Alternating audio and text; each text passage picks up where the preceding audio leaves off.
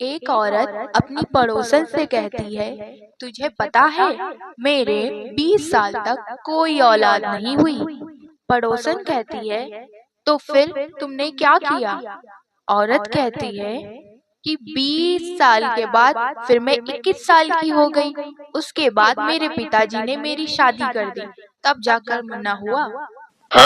खड़े खड़े बेहोश हो गई। भाई साहब, मैंने एक लड़की से पूछा, कैसी हो? बोली, फाइन। गजब। अब आप ही बताओ कि किसी का हाल पूछने में भी जुर्माना लगता है। एक आदमी की तबीयत खराब होने पर वह डॉक्टर को दिखाता है। डॉक्टर कहता है, तुम्हें बहुत बड़ी बीमारी हो गई है, तुम्हारे पास सिर्फ 12 घंटे का ही समय है। हो सकता है आज की रात काटना तुम्हारे लिए मुश्किल हो जाए। जब आदमी को यह बात पता चलती है, तब वह ये दुखद समाचार अपनी पत्नी को बताता है। फिर वह दोनों ये सोचते हैं कि क्यों न ये रात वह दोनों खुशी से बिताएं।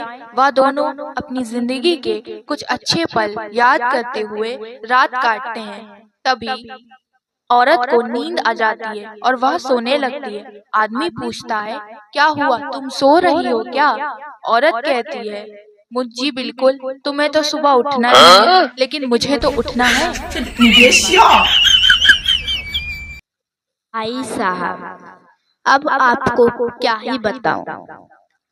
हर तरफ पढ़ाई का साया है, हर पेपर में 0 आया है। मैं तो यूं ही चला जाता हूँ बिना मुंह धोए। मैं तो यूं ही चला जाता हूँ बिना मुंह धोए ही। लोग कहते हैं, साला रात भर पढ़कर आया है। एक बार एक टीचर एक लड़की से पूछते हैं कि तुम्हारा नाम क्या है?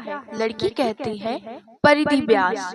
टीचर पूछता है, तुम्हारे पिताजी का क्या नाम है? लड़की बताती है, आधार चंद्र व्यास।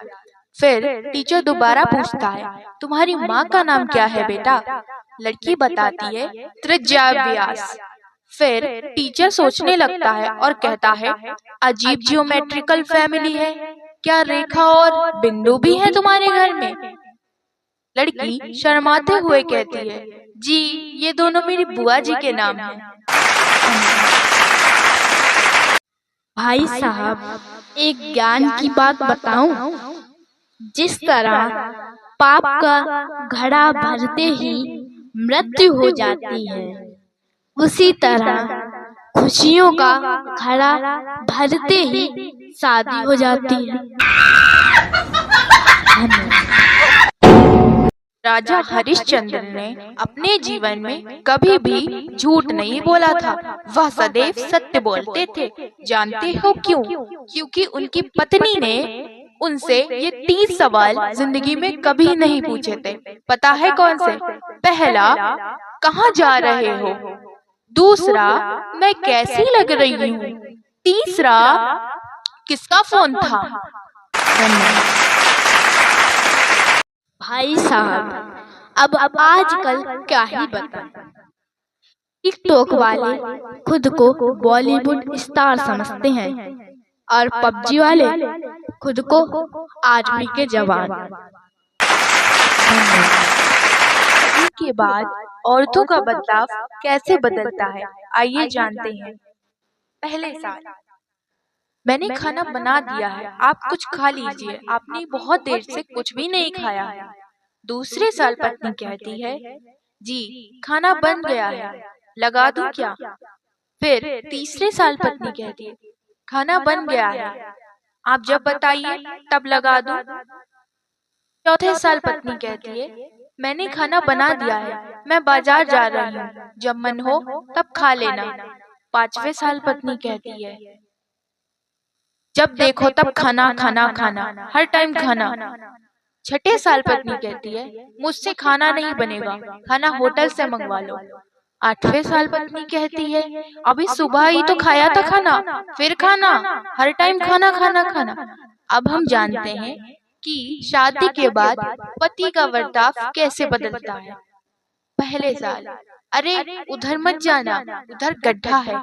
दूसरे साल, अरे उधर कहाँ जा रही हो, उधर तो बताया तो था उधर गड्ढा है। तीसरे साल, उधर कहाँ जा रही है, इधर आना, उधर गड्ढा है। चौथे साल, दिखाई नहीं देता तुझे, उधर गड्ढा है। 5वें साल, उधर कहाँ मरने जा रही है, गड्ढा तो इधर है, इधर आ। धन्यवाद। दोस्तों, क्या फायदा इतनी पढ़ाई कर जब आखिर तक यही नहीं पता चला कि ससुराल को इंग्लिश में क्या कहते हैं। आपको पता है? Open the challenge. धन्यवाद। एक विद्यार्थी गणित से परेशान होकर गुरुजी से कहता है, गुरुजी, अगर शून्य की खोज आर्यभट्ट ने की थी तो उनका जन्म कलयुग में हुआ था, तो उससे पहले रावण के 10 सिर 100 कौरव किसने गिने थे? गुरुजी छुट्टी लेकर उत्तर की खोज में। दोस्तों, क्या आपको पता है कि वेल्डिंग और बेडिंग में क्या अंतर होता है? नहीं पता तो मैं बताता हूँ।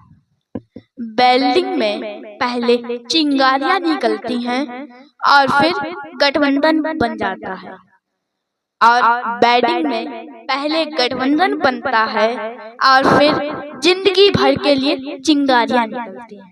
बस यही फर्क होता है इन दोनों में। धन्यवाद।